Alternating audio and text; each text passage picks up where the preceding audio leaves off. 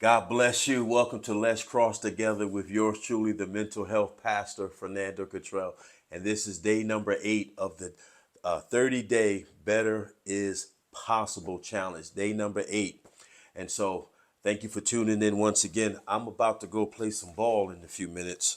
So I'm just getting my sneakers on, getting ready to get out of here in a few minutes. Then lift a little weights. People ask me how old am I. One lady asked me today when I was taking care of some business. She said, "You sound young. How old are you?" I said, "Well, I'm 57 years old." She said, "Wow, 57." I said, "Yep, 57 years old." And so I say that with joy. I say that because I'm excited about that, and God has allowed me to experience 57 years of life this year. I mean, no, 2024. Yeah, this year I'll be 58 years old. Man, that is wild. That is wild. I feel good. I think I look good. I'm still doing things that, maybe not at the same level as I was when I was in my 20s, but at 58, approaching 58 this year, I'm not doing too bad, 2024. And so I want to use this time to encourage somebody. I'm putting my sneakers on here, lacing them up. Forgive me. I want to encourage somebody from kind of where I started off saying, I'm 57 and I'm still in the game. Still in the game of life, the game of joy, the game of peace, the game of just living my life to the best of my ability in God's will, having fun doing it. So many people are so serious that their seriousness is a distraction from the joy of God, the joy of the Lord, the peace of God. I heard a person tell me one time that they're so focused that they are distracted by it. And I meet so many people as a counselor that so focused on, especially pastors, so focused on vision and ministry, and they don't laugh anymore. They don't have any fun. So many people have forgotten that fun is actually fun. You say a joke, they real serious. Oh, you play too much. Take it easy. You're too happy. You know the people that are irritated the most are the ones that don't have joy. When you don't have joy and peace, because they work together, you're always agitated.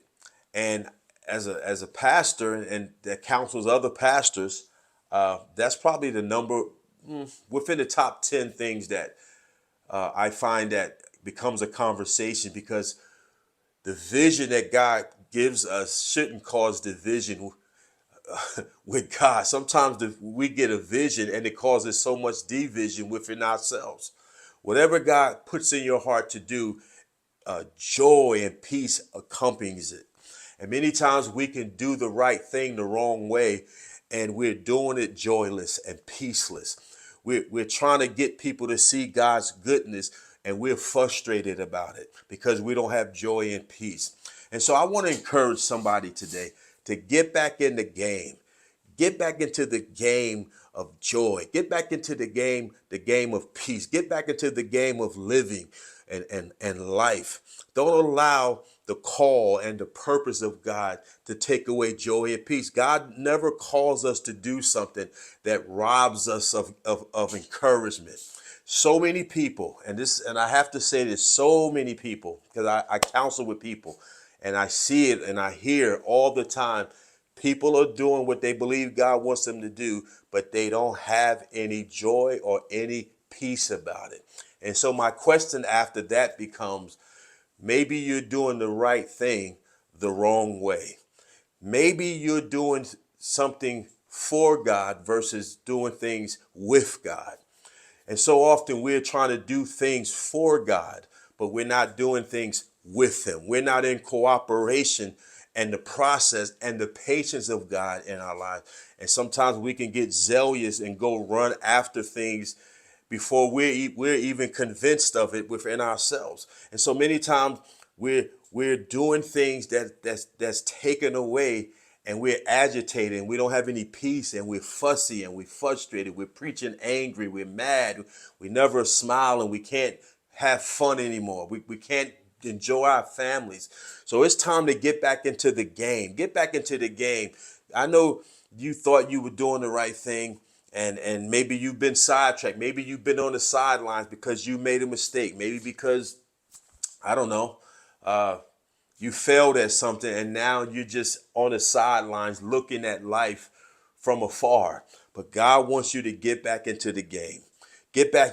There's still some joy left. There's still some glory in your life. There's still some purposes, and the will of God is still in your life. This time you're going to do it with joy and peace. And so if you're somebody, maybe you're my age. I'm 57. I'm not ashamed to say I'm 57, and I'm enjoying it. Maybe you feel too old to try again. Maybe you're too old, or excuse me, maybe you feel too old that, oh, my season is up. I can't do anything anymore. I just got to sit here and rust away. No, no, no, no. God's doesn't deal with age. He deals with obedience. And so we can't quit because we feel like we're not qualified anymore, or we disqualify ourselves. That there it is. We've disqualified ourselves because of something. Maybe we've done something wrong, or it didn't turn out a certain way. But it doesn't mean you get out of the game. It doesn't mean that you sideline yourself and you isolate and go off into the far lands and nobody ever hears from you again. I encourage you. I encourage you, get back in the game. As a mental health professional, it's not healthy to be on the run from your purpose. When you are on the run from your purpose, when you are on the run essentially from what God maybe has put in your heart to do for your life, it doesn't always have to be a ministry or church call or title. Maybe there's an area of life God wants you to go in. Maybe he wants you to go back to school to be a lawyer. Maybe he wants you to, be a scientist. I don't know, but there is something that he placed in you, and you're not going to have any peace. You're not going to have any joy until you align yourself to what God has put in your heart to do. So get back into the game. It's time to take some shots again. You may miss some shots, but missed shots don't mean you're supposed to sideline yourself and you're not supposed to be in the game. When I go out on the court, I miss a lot of shots. So does that mean I never go out on the court? I'm so grateful. In line with that, my wife bought me a new basketball. I love it. So when I go out there and shoot, I make a whole lot of shots and I miss shots. You best believe I'm not going home because I miss shots. I'm supposed to be out there. It's good for my health. I love it. I enjoy it. Sometimes some younger guys come out there and I get a chance to get in my zone again and see what I still have left in competition wise. But and so I love it. I love it. So I want to tell you the same thing. Start loving it. Start loving what God has put in your life to do. Start smiling again. A merry heart works like medicine. So many people call themselves focused, but it's an oppressive seriousness. Oh, somebody say, "Oh, I'm just focused and I'm just in my zone." No, your zone should have joy in it. Your zone, whatever you're doing, whenever God calls you to something, I got to say this again, because people are doing God's will angry. People are preaching the good news mad. People are talking about God's love, hating themselves. Whatever God assigns to your hands to do, joy and peace is with it, because joy and peace have to be there to help you be able to do it in the hard times and even in the good times. Joy and peace, they work together to give you stability, to cause laughter and a lightheartedness towards serious matters. See, being serious doesn't mean you can't still laugh at things around you. Sometimes we're in a seriousness that has taken away our peace. I like to call it an oppressive seriousness. People are so focused that it turns into an oppressive focus. They're oppressed by it. God doesn't call us to be oppressed by something good. When you're called to ministry, when you're called to anything, there's a joy and peace that are already worked into what God has called you to do.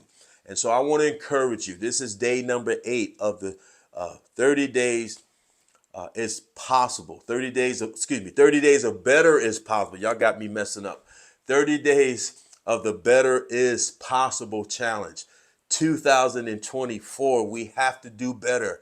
We can be better. We can act better. We can serve better. We can have joy. We can have peace. Let's get back into the game. Get back into the game and have some fun with this. Have fun obeying God. Have fun doing the will of God. Have fun with preaching. Let's smile. Let's be filled with the Spirit. And being filled with the Spirit, there is a real joy. There is a peace. Doesn't mean joy doesn't mean you're naive to life. It just means God has equipped you to posture your heart in a way that even in the midst of things that are negative, there's still a joy there. There's still a peace there that can still cause you to serve and to be happy and to love people. We're not saying we're not going to go through things are not going to come at us. We're not going to have hard times, but I believe God wants us to have joy and peace. In order for us to do that, we got to get back in the game. Get back in the game. Get back in the game.